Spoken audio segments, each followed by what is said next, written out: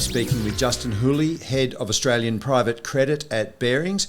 First off, Justin, thank you very much for participating in the Inside Network's Investment Leaders Forum, Byron Bay.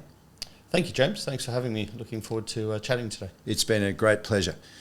Justin, private credit has grown very significantly as an asset class, and it does offer a very broad and diverse range of strategies.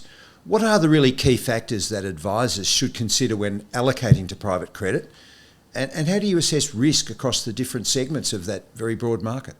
Yeah, that's a good question. I think, it has evolved. It's still evolving. So I think what you need to pick out is where you want to play on the risk spectrum, and therefore that will decide or should determine what your return is. But, you also need to work out, is it sponsor-backed transactions or non-sponsor-backed transactions? What sectors do you want to focus on? What sort of size companies? And that all lends itself, at the end of the day, then to pick the manager that you're most comfortable with.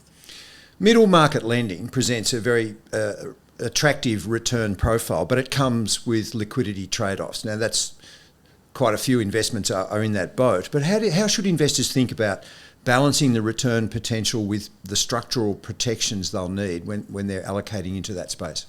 Yeah, I think, just so everyone is aware, it is in a liquid asset class we operate in, and I think you get paid a premium. You do get paid a premium, and that's usually about 150 to 200 basis points above the public benchmark. But the trade-off for that is that you do get unparalleled access to management and DD going in. You also have tighter documentation, various covenants that protect you on the downside, and therefore we feel that it's as on a good risk-adjusted return for what you're getting. You've mentioned DD, due diligence, and obviously in this space, sourcing really high-quality lending opportunities requires you to do very deep due diligence.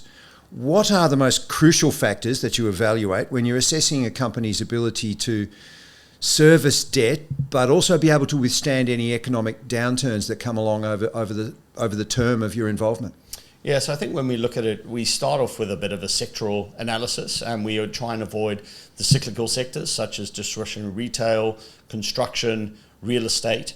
And then we dig in and we go, okay, what's the company done historically? What's the cash flow conversion? What's that going forward? How do we think about the capital structure and the stress when we put the debt in? We also then take into account management teams and due diligence on how strong they are, plus whatever the DD that the private equity sponsor is doing. And they have a lot of experience both offshore and onshore when assessing these companies. With interest rates elevated and economic uncertainty persisting, and in 2025 we have geopolitical concerns as well. It's a very febrile environment. How has private credit adapted to the current market environment, and where do you see the best opportunities potentially for new lending? Yeah, with that interest rate volatility comes opportunity. And, the private credit class and the corporate lending we're based in has gone through a couple of cycles over, 20, 30 years. It's not changed that much over that time. And when we're sizing a company's debt stack, we're very conscious about where interest rates could go. We're stressing to that and making sure that there is an adequate buffer. And then we're picking companies that are number one or number two in their market. And therefore they are able to push price increases through or create strategies to withstand some of the volatility that we're seeing. Looking ahead, Justin, what do you see as the biggest risks and opportunities in the private credit space? And how should investors position their portfolios in this area as we head into the next phase of the cycle?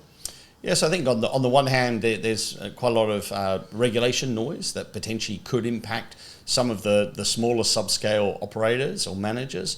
And then we look at the credit side as well and go, do we avoid that by the sectors we've picked?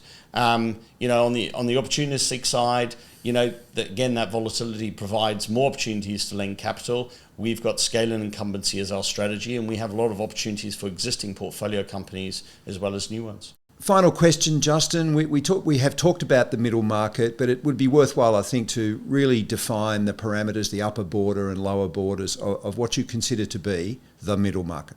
Yeah, so we define middle market companies really as ones that have EBITDA somewhere between $10 to $15 million on the lower end, up to probably 75 to 100 when the capital market solutions then kick in. Is that the sweet spot for private credit in the world as we stand at the moment?